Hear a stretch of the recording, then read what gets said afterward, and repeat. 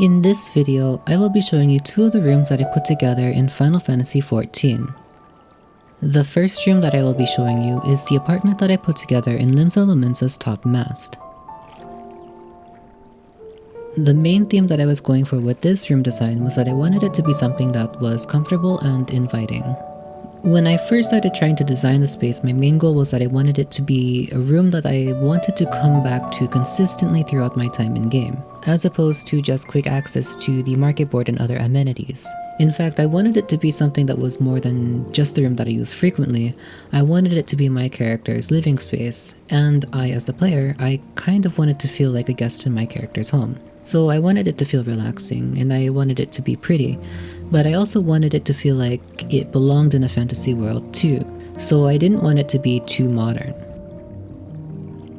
I also have a habit of going AFK from time to time, so I tried to keep in mind the different areas where I could put my character before I stepped away from the game.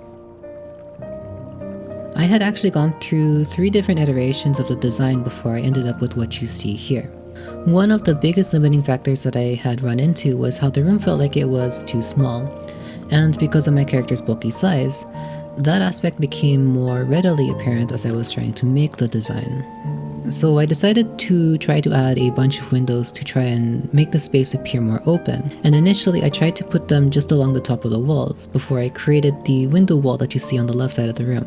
To kind of help with that, I also tried to leave as much floor space as possible so that way as soon as you walk in, you feel like you can just go wherever you want.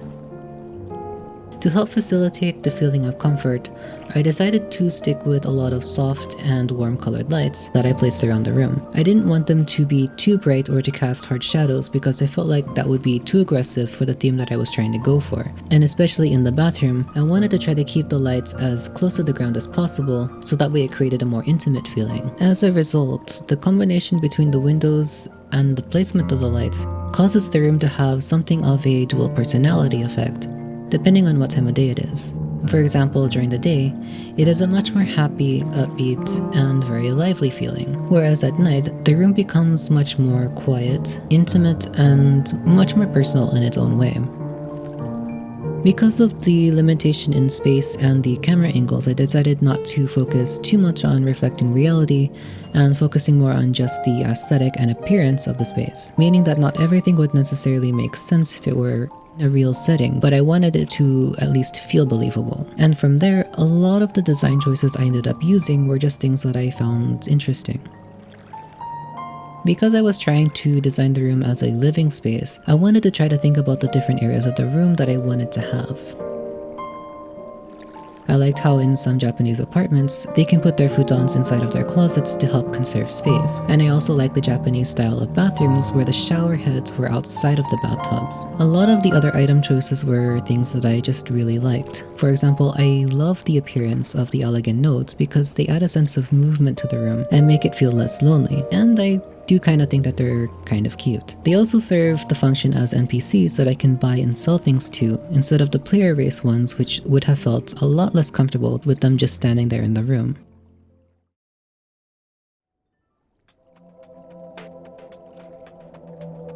The next room that I want to show you are my private chambers in the house that my free company owns. The theme that I was trying to go for with this one was a unique and comfortable working space. Initially, I had plans to make it into an office space until I saw the new factory items that came out as of patch 5.3, and I got inspired to make an abandoned factory themed room. The main issue that I was running into again was that the rooms typically appear fairly small, especially to a bulky character, and for a factory theme, it meant that I would need to figure out the best way to make the space not only seem bigger than what it actually is, but also to try and make good use of the vertical space in the room.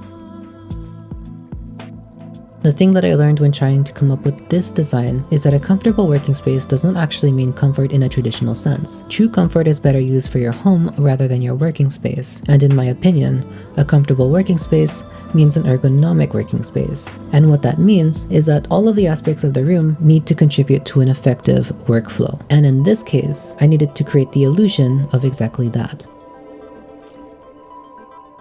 Rather than focusing on making a functional room design, I ended up deciding to focus purely on the aesthetic and appearance of the room, so that way I could attempt to tell the story of a working factory environment. So a lot of what's in this room is actually just there purely for show. Similar to real-world factories where the site leadership and administration tend to reside on the upper floors, I wanted to make my character's workspace upstairs, with the walkways that would allow him to oversee the work that's being done down below.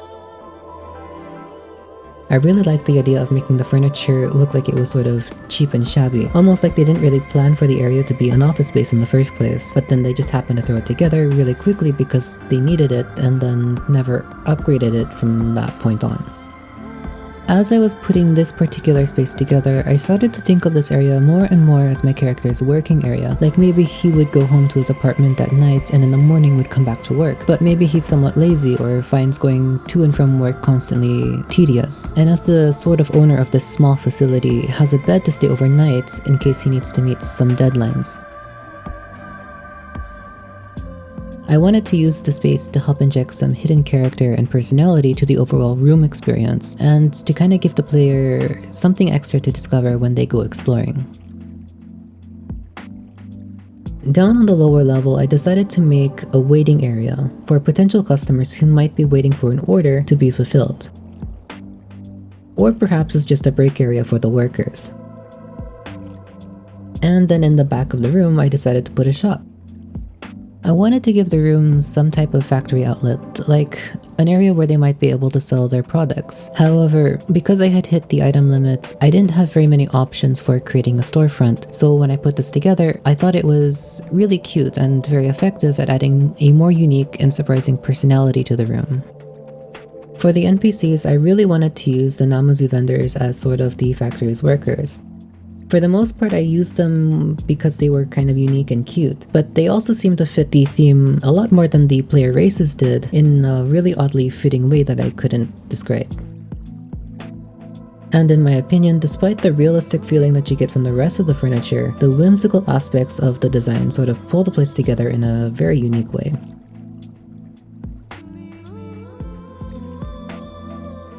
For the most part, I did want to keep in mind the areas where I could put my character AFK and focused a lot of my attention to those areas when I was trying to finish the design.